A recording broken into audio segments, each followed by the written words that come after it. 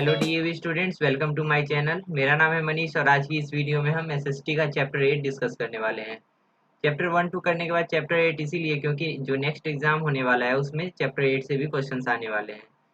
अगर आप इस चैनल पे नए हो तो मैं बता दूं कि अभी हम क्लास 6 डीएवी के सिलेबस को कवर कर रहे हैं।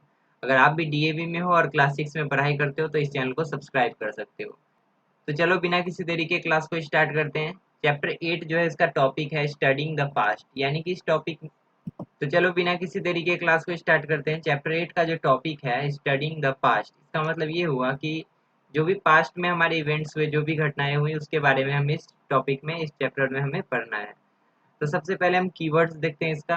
कीवर्ड में सबसे पहला कीवर्ड है archaeology, the study of pre history and history through excavation of site. Excavation मतलब होता है खुदाई। कहीं पे अगर एक्सकेवेट करके हिस्ट्री और प्री हिस्ट्री के बारे में हम रिसर्च करते हैं, स्टडी करते हैं, तो उसे हम आर्कियोलॉजी कहते हैं। नेक्स्ट है artefacts, an object made by human being. कोई भी ऑब्जेक्ट जिसको एक ह्यूमन बीइंग बनाता है, एक इंसान बनाता है, उसे हम आर्टिफैक्ट कहते हैं। नेक्स्ट है autobiography, an account of a person's life written by that person. अगर कोई एक इंसान है, वो अपने बारे में ही कोई बुक लिखता है तो उसे हम ऑटोबायोग्राफी कहते हैं। ऑटोबायोग्राफी एक होता है और एक होता है सिंपली बायोग्राफी। अगर कोई एक पर्सन है, वो एक दूसरे पर्सन के बारे में ये बुक लिखता है तो इस बुक को हम बोलेंगे बायोग्राफी। लेकिन अगर एक इंसान है, वो खुद के बारे में एक बुक लिख देता है तो उसको हम बोलेंगे ऑटोबायोग्राफी। क्लियर है? अब देखो नेक्स्ट है बायोग्राफी, वही यहाँ पे लिखा गया है, an account of someone's life written by someone else. किसी एक इंसान के लाइफ के बारे में एक बुक होता है जिसको कोई और लिखता है, उसको हम बायोग्राफी बोलते हैं। अगर वो इंसान जिसके बारे में बुक है, अगर वो खुद लिखे तो उसे हम ऑटोबायोग्राफी। अब हम पहले यहाँ पे क्वेश्चन नंबर सी और डी को सॉल्व करेंगे, क्योंकि सी और डी में थोड़ा सा डिस्क्रिप्टिव क्वेश्चन होता है, जिससे क्या होता है कि चैप्टर के बारे में जो भी डिटेल होता है, जो भी आइडिया होता है, वो सब पहले दिमाग में आ जाता है। जिसके बाद जो फिल इन द ब्लैंक्स वाला है, मैच द फॉलोइंग है, या वो मल्टीपल चॉइस क्वेश्चन है, वो सब आसानी से बनेगा और अच्छे से समझ में भी आएगा। तो सी नंबर में जो पहला क्वेश्चन है इसमें पूछा गया है, how does the study of monument help the historian. Monument का स्टडी करने से हिस्टोरियन को कैसे हेल्प मिलता है? तो उसी का आंसर हम लिखेंगे, the ancient buildings. Ancient means क्या होता है? पुराने जमाने का जो बिल्डिंग होता है, जो कि एक्सकेवेशन में हमें मिला। Ancient building help the historians. Historian किसे कहते हैं? वो इंसान जो हिस्ट्री लिखता है, उसी को हम हिस्टोरियन कहते हैं। The ancient building help the historian to collect information about the social and economic life. Ancient building कैसे हेल्प करता है हिस्टोरियन को? इंफॉर्मेशन कलेक्ट करने के लिए, पुराने ज़माने में जो लोग थे उनका सोशल और इकोनॉमिकल लाइफ जानने के लिए। तो सोशल क्या हुआ है? जो जैसे कि हमारा सोशल लाइफ कैसा है, अभी हम बहुत सारे लोग जॉब करते हैं, उनका डिपेंडेंसी जॉब पे है, या बहुत सारे लोग खेती करते हैं तो उनका डिपेंडेंसी खेती पे है।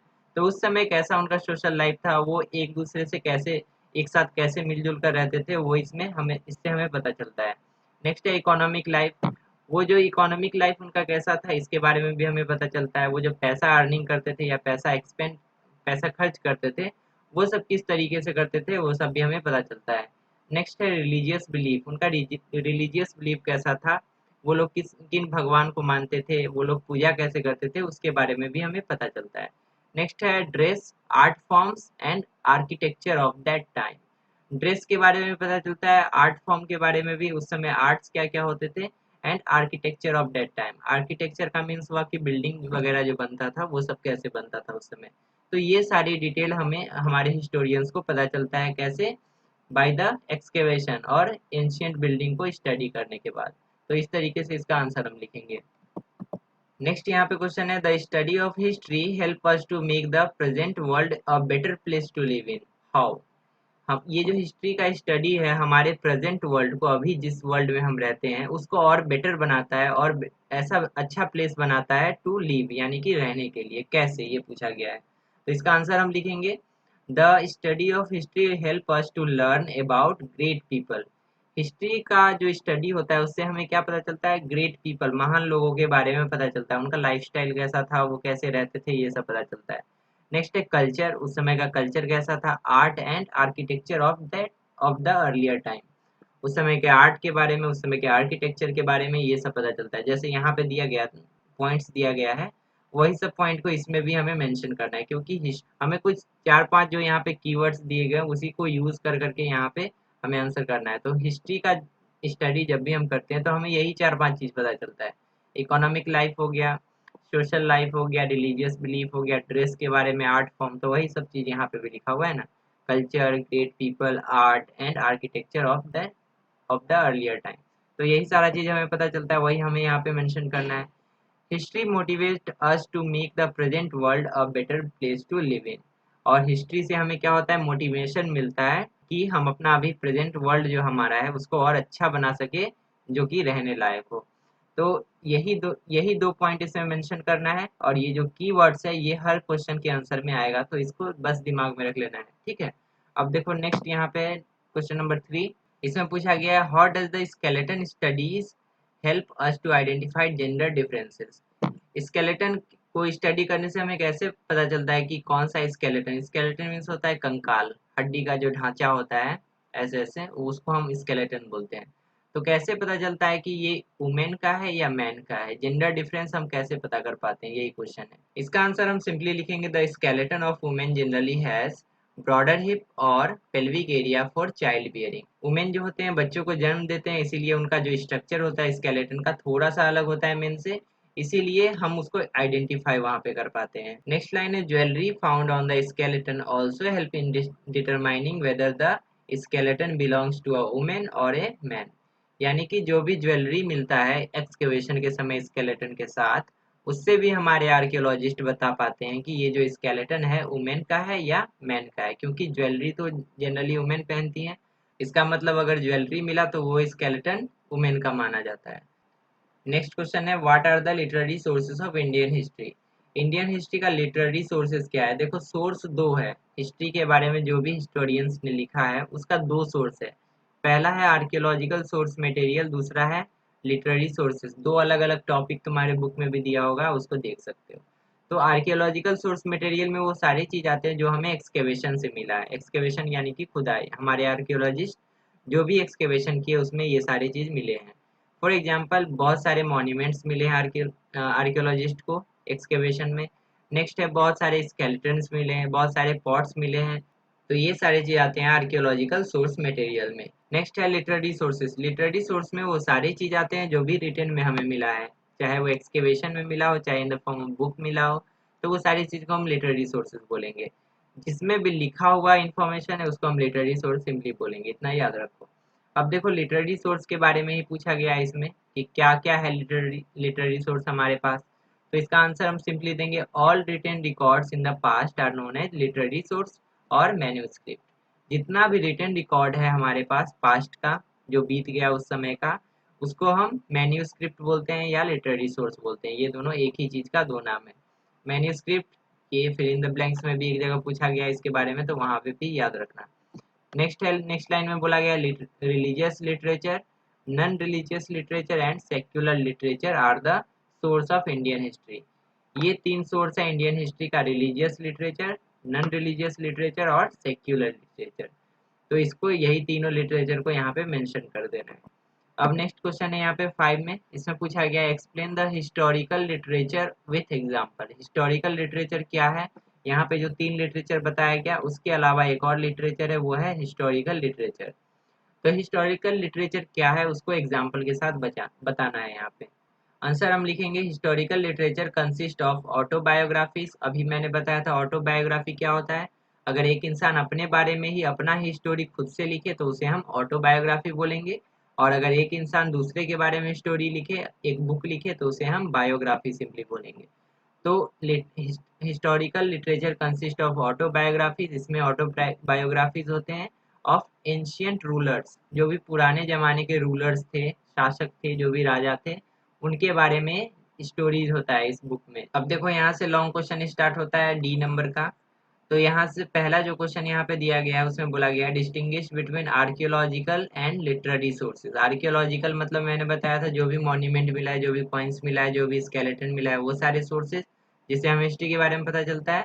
दूसरा है लिटरेरी सोर्स, जो भी इंक्रिप्शंस मिला है, जो भी बुक्स मिले हैं, वो लिटरेरी सोर्सेज है। तो उन दोनों में डिफरेंस बताना है। तो फर्स्ट, पहला का हमने एक पैराग्राफ में लिखा है, फर्स्ट पैराग्राफ में यहाँ से यहाँ तक, और ये जो दूसरा है लिटरेरी सोर्स, इसके बारे में यहाँ से यहाँ तक हमने लिखा है। ये तो शॉर्ट क्वेश्चन में भी था तो वहां से भी याद हो जाएगा, तो यहाँ पे ऐड कर सकते हो उसको। अब देखो सिंपली यहाँ पे आंसर लिखेंगे, some materials of the past are buried deep under the earth. Past का बहुत सारा मटेरियल क्या हो गया, जमीन के अंदर चला गया। बरी मतलब होता है, बरीड मतलब होता है जमीन के अंदर दफन हो जाना, buried under the earth. They are either discovered by chance, या तो वो बाई चांस डिस्कवर हो गया, और archaeologist dig certain places and find ancient inscription, और या तो जो भी हमारे आर्कियोलॉजिस्ट थे वो एक सर्टेन प्लेस को डिग करना स्टार्ट किए, वहाँ पे खोदना स्टार्ट किया, और वहाँ पे बहुत सारा चीज मिला। जैसे क्या क्या मिला, इंक्रिप्शंस, कॉइन्स, पॉट्स और बिल्डिंग्स, ये सारे चीज वहाँ पे मिले। The study of these remain tell the archaeologist about the religious, social and cultural condition of that time. अभी मैंने बताया था ना, दो तीन जो मेन मेन वर्ड है वही सब बार बार रिपीट होगा। रिलीजियस, वहाँ रिलीजियस बिलीफ के बारे में पता चलता है, उनका सोशल लाइफ के बारे में पता चलता है, और कल्चरल कंडीशन के बारे में पता चलता है। तो यही चीज़ यहाँ पे भी रिपीट किया गया है। अब देखो नेक्स्ट नेक्स्ट जो पैराग्राफ है उसमें बताना है लिटरेरी सोर्सेज के बारे में। Whereas all written record of the past are known as literary sources, जहाँ की ऑल रिटेन रिकॉर्ड जितने भी पास्ट में थे उसको हम लिटरेरी सोर्स कहते हैं, जिससे हमें हिस्ट्री के बारे में पता चलता है। लिटरेरी सोर्सेस और मैन्यूस्क्रिप्ट, वही वाला लाइन एकदम सेम टू सेम यहाँ पे लिखना है। Religious literature, non religious literature, and यहाँ पे होगा सेक्युलर लिटरेचर, सेक्युलर लिटरेचर, तो इसको सही कर लेना। Secular literature are the sources of Indian history. ये जो तीन लिटरेचर है, पहला, दूसरा और तीसरा, ये तीनों लिटरेचर हमारे हिस्ट्री का सोर्स है, जिसपे बेस्ड है हमारा पूरा हिस्ट्री। अब देखो क्वेश्चन नंबर 2 में बोला गया है, how do the archaeological source material help us to learn about the past. Archaeological source material, ASM, अभी मैंने बताया था ना, आर्कियोलॉजिकल सोर्स मटेरियल हमें कैसे हेल्प करते हैं हमारे पास्ट के बारे में स्टडी करने पे।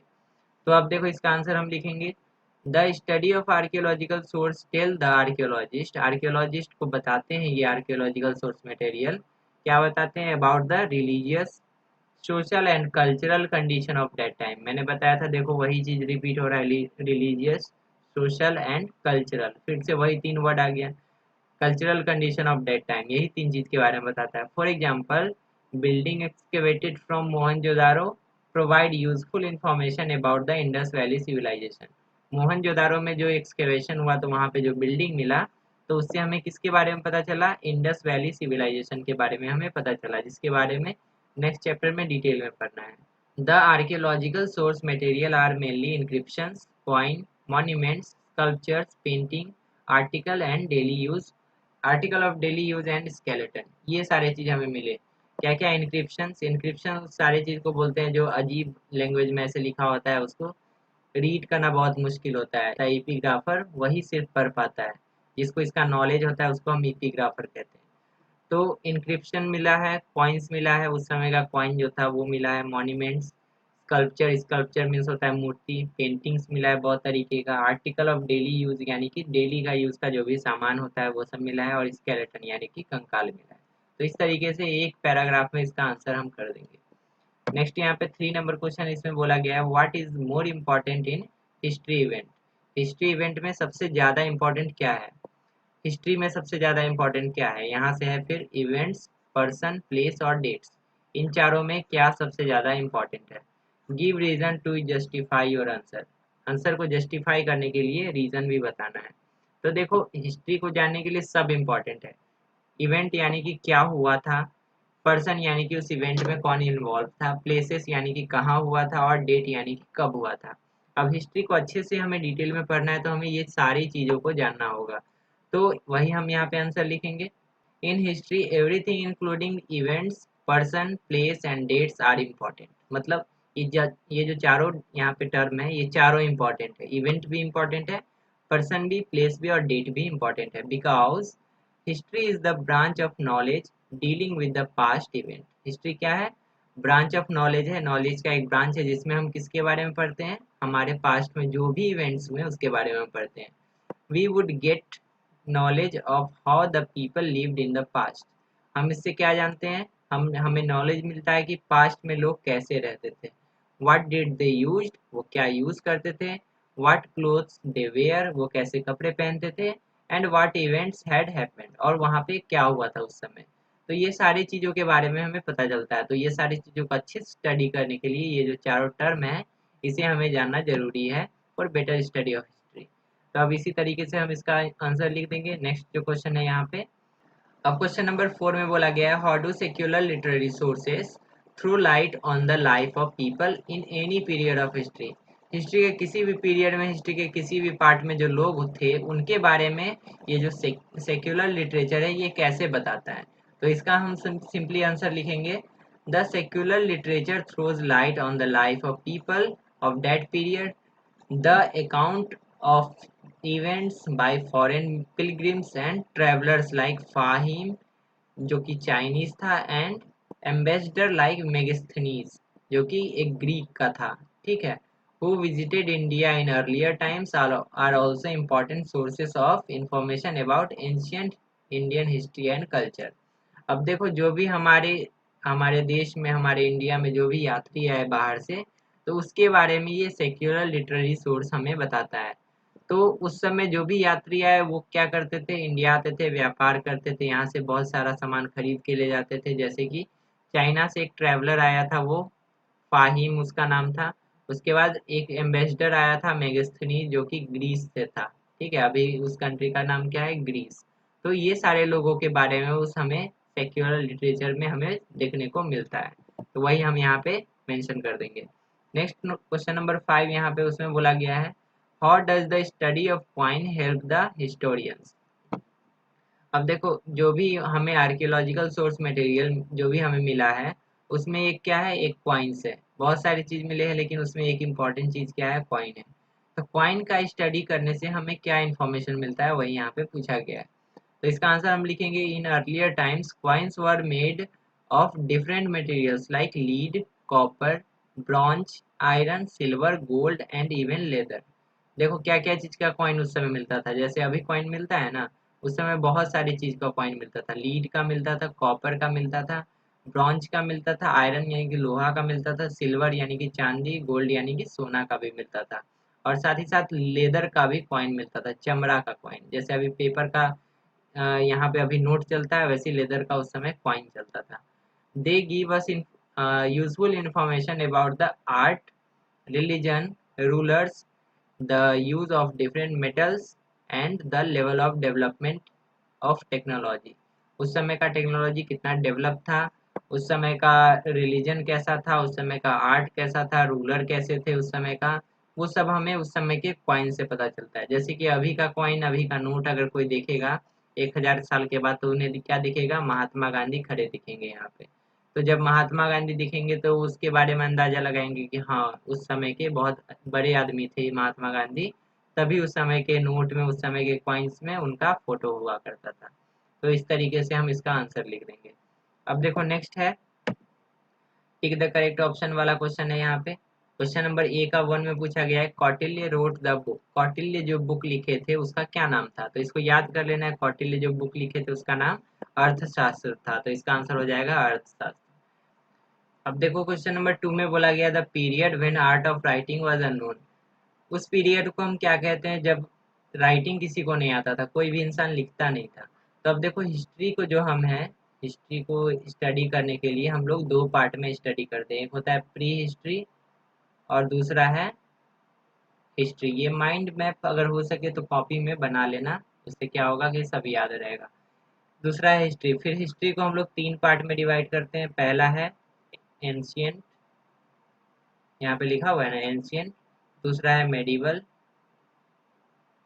और तीसरा है मॉडर्न, ये वाला मॉडर्न। तो देखो एंशियंट, मेडिवल और मॉडर्न, तीन पार्ट में हम लोग हिस्ट्री को डिवाइड कर दिए। और ये जो प्री हिस्ट्री है ये तब के पीरियड को बोलते हैं जब किसी को लिखना नहीं आता था, कोई सोर्स नहीं था लिखने का और न किसी को आता था। और हिस्ट्री उस समय से, उस पीरियड को हम बोलते थे, उस समय के पीरियड को हम बोलते हैं जब से इंसान लिखना सीख गया था। तो यहाँ पे क्या पूछा गया क्वेश्चन में कि the period when art of writing was unknown. Art of writing क्या था, अननोन था, नहीं जाना जाता था, तो उसका आंसर हो जाएगा प्री हिस्ट्री। तो इसका आंसर हम टिक कर देंगे प्री हिस्ट्री। अब देखो नेक्स्ट जो क्वेश्चन है इसमें बोला गया, the study of coin is known as. Coin की स्टडी को हम क्या कहते हैं? तो कॉइन की स्टडी को हम ये कहते हैं नुमिस्मेटिक्स। ठीक है, तो इसका आंसर बी हो जाएगा। नेक्स्ट क्वेश्चन है, who is the author of Abhijnana Shakuntalam?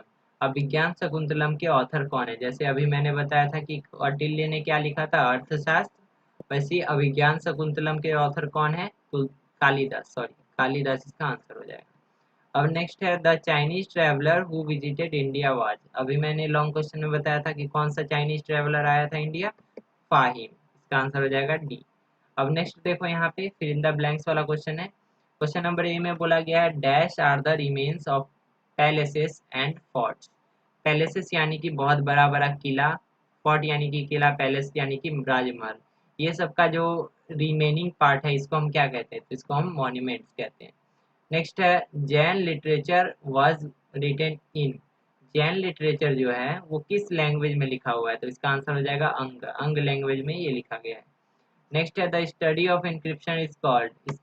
Encryption की स्टडी को हम क्या कहते हैं? तो इंक्रिप्शन की स्टडी को हम कहते हैं एपिग्राफी। और जो स्टडी करने वाला साइंटिस्ट होता है उसे हम एपिग्राफर कहते हैं। इसके लास्ट में ई आर लग जाएगा। ठीक है, अब देखो क्वेश्चन नंबर 4 में बोला गया है, historians divide history into two parts namely? अभी मैंने बताया था हिस्ट्री को दो पार्ट में बांटा गया है, एक होता है प्री हिस्ट्री और एक होता है हिस्ट्री। तो वो यहाँ पे हम लिख देंगे, एक होगा प्री हिस्ट्री और दूसरा होगा हिस्ट्री। अब 5th नंबर क्वेश्चन में बोला गया, dash literature consist of prose, plays, poetry etcetera? कौन से लिटरेचर में प्रोज, प्लेज, पोएट्री है? तो नॉन रिलीजियस लिटरेचर में। इसका आंसर ये हो जाएगा। अब सी नंबर और डी नंबर हमने कर लिया है यहाँ पे पहले ही, तो इस चैप्टर को हम यहीं पे एंड करते हैं। इसमें और आगे वैल्यू बेस्ड क्वेश्चन भी कुछ दिया हुआ है और मैथ स्किल भी दिया हुआ है, तो इसको हम एक अलग वीडियो में करेंगे। अगर इसके लिए भी वीडियो चाहिए तो मुझे कमेंट करके ज़रूर बताना। तो आज के लिए इतना ही। अगर आज का वीडियो अच्छा लगा, सारा क्वेश्चन समझ में आया, तो इस वीडियो को लाइक कर देना, अपने क्लासमेट के साथ शेयर कर देना और चैनल को ज़रूर सब्सक्राइब कर देना, क्योंकि इसी तरीके के एजुकेशनल वीडियोस डीएवी के लिए इस चैनल पे आते रहेंगे। तो मिलते हैं अगली वीडियो में, तब तक के लिए अच्छे से पढ़ाई करते रहो और अपना ध्यान रखो।